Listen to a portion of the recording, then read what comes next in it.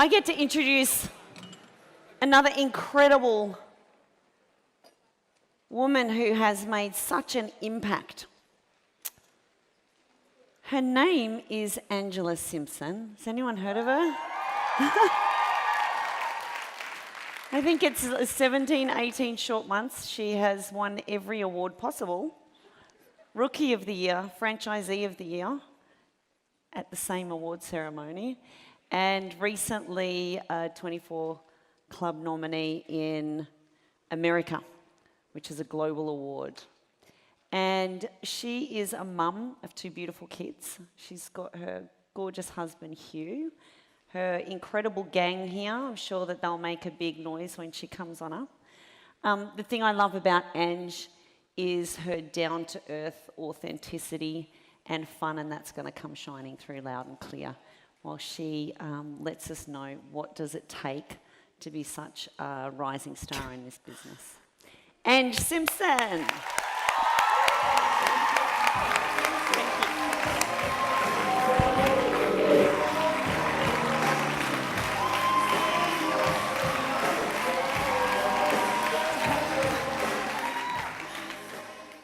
Wow, it's a lot of you. So thank you so much, guys, for having me here and for listening to me over the next 15 minutes. I am obsessed with this business. I love it. I love everything about it. And, you know, I got into this because I knew that there had to be a better way. I knew that, you know, giving my time away for dollars wasn't working anymore. I don't know how many of you know my story, but the exact moment I knew I had to find something was when I was sitting on a coaching call and my baby was screaming in the other room with my husband, and she just wanted mummy. And she couldn't have mummy because mummy needed to make money. So this business over the last 18 months has given me back my chance to be a mother and also earn a kick-ass income. So to all the mums out there, I just want to give you major props because this is not easy to do with a child in your arms. My girls know that I often have a sleeping baby on me during nighttime trainings or crawling on me, so I'm so glad we can do this. But today I really just wanted to talk to you guys about really simplifying success. You know, I see that we learn so much in this business and there are so many things that we can take away, especially after a day like today. I mean, I'm sure that, hands up if you've got some notes. Okay, so everyone. And the thing that can happen is you might go home and do nothing, and that's exactly what I want not to happen. So every single leader, you will hear them say that at some point in their journey they made a decision, and I hope that for you guys, today is that decision. To really go pro, to really take this to the next level and to really make sure that you don't leave and come back, like Sophie said, the same rank, the same person. You want to come back a different person. And I know that last year this was a massive event for me and I definitely came back a different person. So I'm not an expert in network marketing. I'm not Fraser Brooks. I'm not quite as funny, but I am just going to share some cool stories and hopefully you guys can take something away from that.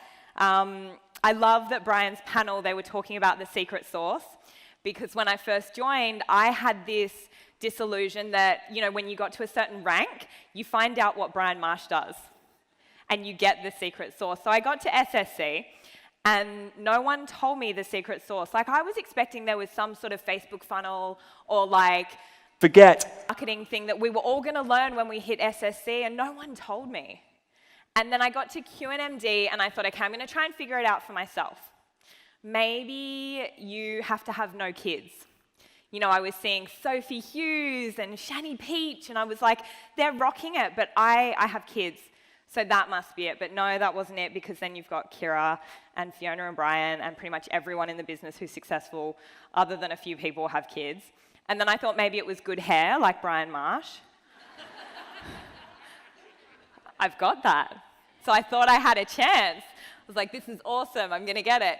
And then that wasn't it either. Apparently having good hair doesn't get you a good business. And then the last thing I thought was a big social media following. Who here thinks you need a big social media following to do well in this? Just put your hands up, be honest.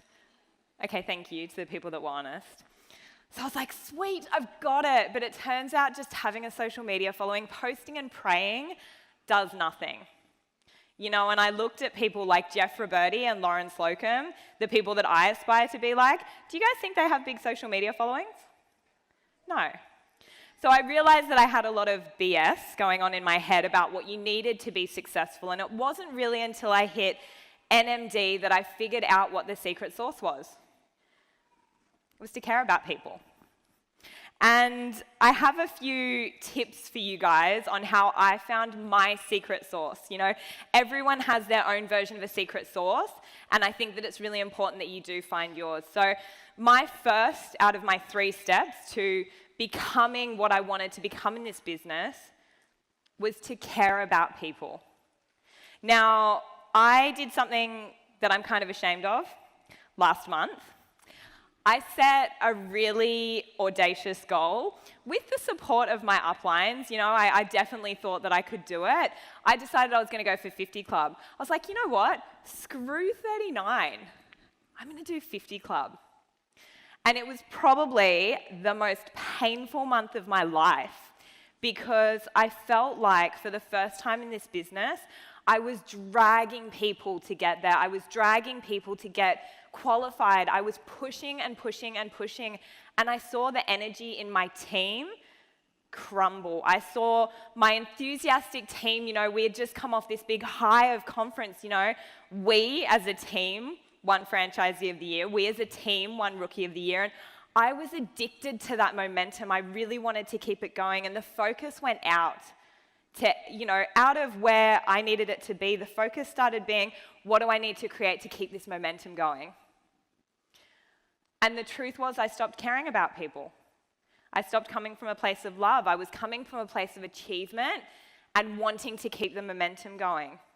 And it didn't work. And I did not hit 50 Club. And I do Fraser's dance that I didn't hit 50 Club because it's awesome to fail. It's awesome to set a goal and not hit it.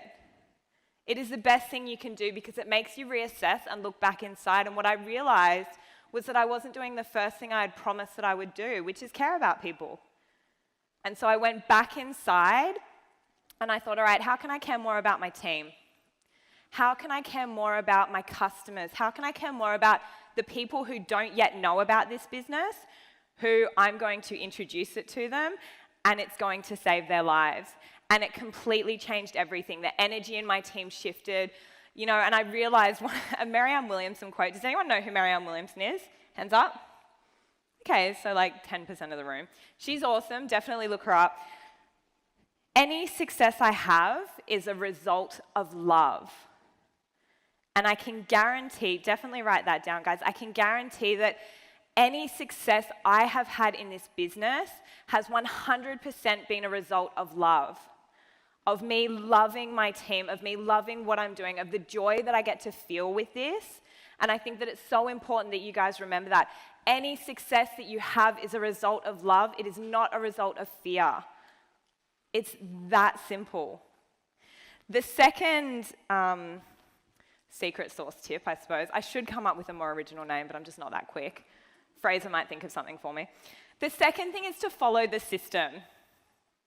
We all have an incredible system. Head office has an amazing Start Strong system, right? But do you want to know what I did at the beginning? I tried to make my own system. I was like, I'm different. I'm kind of good at online marketing. I've got a big following. I'm going to make my own system. And it's going to be really pretty. It's going to be pink.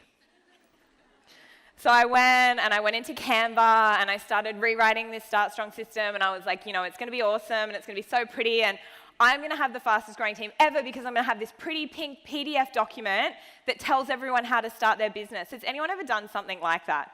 Tried to recreate the wheel in this business? So like 3 of you? Really? You're not going to be honest? Okay, a few more. So one thing that I realized, I was afraid of this business in the beginning. My belief in network marketing was like a 3. I was not telling anyone I was doing network marketing. I would not be that brave. I believed in the product. I loved the company. The company got me before the product did. I had pretty good self-belief, but I was like not telling anyone I was a network marketer. So what I found myself doing was trying to find work that I could do instead of doing the real work. So I was procrastinating and avoiding the stuff that was going to get me paid. making fun social media posts, thinking about starting a website for my team. All of these things, you procrastinate by thinking you're being creative and innovative, but guys, our business is so simple. Love on people and talk to people. The rest sorts itself out in the wash. You know what to do. And the difference between the Brian Marshes, the Golays, the Westwicks, they had the same system. They just applied the knowledge. They applied the work that was there. They didn't sit and think about it and procrastinate and try and use their creativity as an excuse to not do the stuff that matters. So I want you guys to remember that when you go home from this weekend, I want you to remember that the number one high-paying activity in this business is just to talk to people. Everyone who sat up and stood up on this stage has said the same thing. Just talk to people. Just love people. And my third secret sauce success ingredient, or I should maybe call them like Emma Marsh says, the 11 herbs and spices. That's what Brian has, but the 11 herbs and spices. He's going to kill me. I want you guys to own your true story. Okay? What we do when we want to procrastinate again is we own the BS story that we have. We own the story of, I don't know enough people, I don't have a pretty enough Instagram, I don't know how to talk to people, I'm shy, I stutter, I snort when I laugh, whatever it may be for you, that is your BS story, and what you need to own and stand really strong and true in is owning your true story. And everyone in this room, including the 100 club leaders, has the same story that we are all capable of doing this. We all have every chance to be successful. It's up to us. So I want you guys to go away from today and ask yourself, what is my true story? And put away the BS that you're telling yourself. I think that the second your self-belief falters, you can stand up straight, Linda, it's okay. She's crawling past me. The second that your self-belief falters, you lose momentum. And now, I was listening to GoPro, a podcast a few days ago, and you should all know this quote because I hope that you guys are just using your free time to listen to GoPro and podcasts and Fraser's Lives and things like that. But he was interviewing someone, I can't remember, if anyone else knows, they can tell me, but she said a quote, which I wanted to finish up on today. Begin with fault rather than hesitating perfectly. I want everyone to write that down. Begin with fault rather than hesitating perfectly. Because you can walk away from today, you guys have got so much goodness, so much knowledge has come into you today. There are so many things you can implement. Who's going to go home and do a live? Everyone should have their hand up. Okay, but guys, please begin with fault. Do it wrong, mess it up, say a swear word, have your baby vomit on you while you're doing it. Just go nuts with it, but begin with fault rather than hesitating perfectly. Don't wait to help people. Don't wait to give people the gift that we have here. Do it now and do it so imperfectly that it is completely perfect to you. Thank you guys so much for listening to me.